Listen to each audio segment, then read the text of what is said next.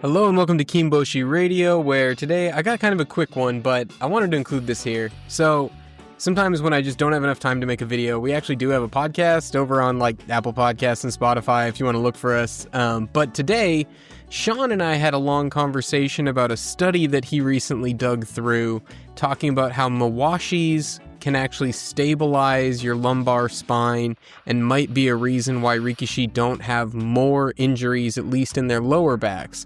We were talking about that just in line with how Takayasu traditionally has lower body injuries, and obviously with the run he just had on his tournament. But throughout that, an interesting topic came up from Sean just at the very end about peripherals in sumo. So I think what we all love about sumo, whether we are conscious of it or not, is the tradition. If it weren't for the tradition, if it was simply a spectacle of making money and putting on a show like something like the NBA or the NFL in America, it probably wouldn't have the same gravitas. Like, it wouldn't have that same weight to it. But there are certain things where I worry that tradition could be hurting the sport, and particularly that's this conversation of like the well-being of the rikishi, right? So I'm a big believer that the healthier the athletes, the better the competition, and the better the sport. So when I hear things about Arashia Beo trying to modernize some things in sumo, or back before he lost his stable, when I hear the former Hakuho and Miyagino stable trying to modernize things, I get excited, even though there's this tension, right? Like, change, make things better for the rikishi, make things more modern, but don't change too much. But so as Sean and I were having this discussion about spine injuries in sumo, he sprung this question at the very end on me about basically peripheral medical equipment in the sport. And this was actually genius. So he's talking primarily about how knee injuries and arthritis, this strain on your lower extremities, is just naturally going to be common in sumo, especially today when we look at these guys who are pushing 500 pounds, as opposed to maybe in the 50s or 60s when guys would be a much more reasonable, but still gigantic, like let's say 250 to 300 pounds.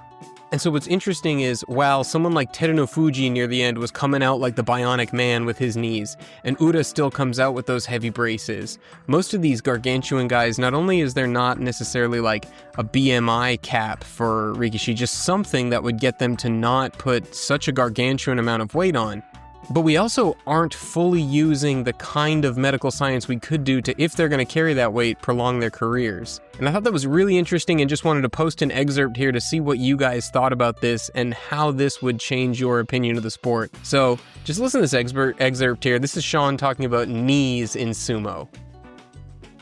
And I guess I could use the knees. I know this is kind of a deviation from the topic, but in NFL, really you think of linemen as kind of the parallel to sumo. Exactly. Yeah. Mm-hmm. And there's a lot of knee injuries. There's a lot of ACL tears. There's a lot of... They wear those braces that look like a knight's lock. Exactly. And that's where I was getting at. They just wear it. Mm-hmm. From the start. You started seeing it not even a few years ago at this point, probably a decade ago or so. It used to be only when they got injured, they would wear the knee brace. But now, every single lineman just wears it. Yeah. It's preventative now. Yeah. It's all preventative. They do it in high school. You see it all in college now, and you definitely see it in pros. So my question is, would we ever get to a point where we are starting to see kind of measures take place in sumo where you start to see kind of these either bracing or some restrictive mechanical things that they can wear that basically, because I think, and I'm like, I see Ura, for example, he wears his double braces, he wraps them tight, and that's just what he does. Teruno Fuji used to go in like the bionic man with those knees all taped up, like you're saying, but these are two guys who've had reconstruct. I love this question, Sean. This is so fascinating because, like, sumo is so tradition-based. Would they really want guys doing that? Like, obviously, Ura and Teru, like, that was the only way they could keep fighting is with that equipment. Would the JSA be willing to let guys, or would it encourage guys to start doing that? If one Heya started doing that with their guys, would the JSA snap down on them? Holy smokes, fascinating puppies, I don't know. I guess we should just end it there because now that's got a whole new question. Yeah, like, what can sumo do? Is it okay to move against the traditions, to do preventative stuff? When that's why it's so awesome that Dr. Nakagawa is out there doing studies like this, because we need this to happen. Sumo is better when your best wrestlers are on the dohyo at their best. I know there's a lot of people who don't like Takakeisho, Sean being one of them. That's Present. yeah, right. But like, the sport was better when he was good. Even if you're someone who doesn't like him, you want him at the top of your game so that if your guy beats him, it mattered. Correct. You don't want to see the last 3 basho of Takakeisho. No one wants to see that. So does the JSA make that choice, that like to start encouraging that stuff? Fascinating place to end it.